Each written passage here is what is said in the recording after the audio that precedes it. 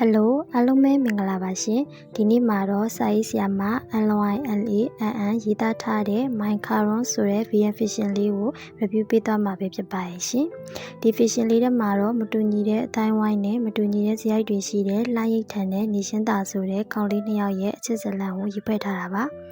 လှရိတ်ထန်ကတော့မိဘနှစ်ပါးခွဲသွားပြီးတဲ့နောက်မှာမိခင်ဖြစ်သူရဲ့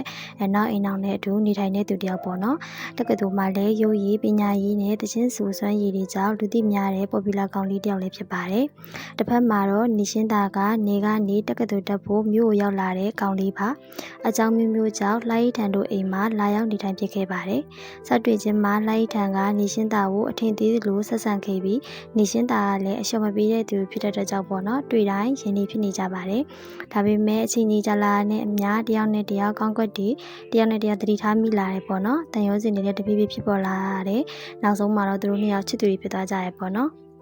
ဒါပေမဲ့သူတို့ရဲ့အခြေရေးကိုမိဘတွေကတည်သွားတဲ့အခါမှာတော့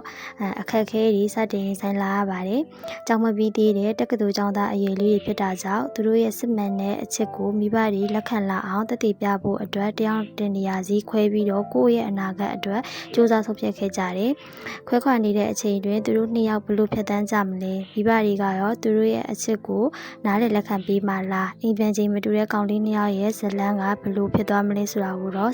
ဆရာမ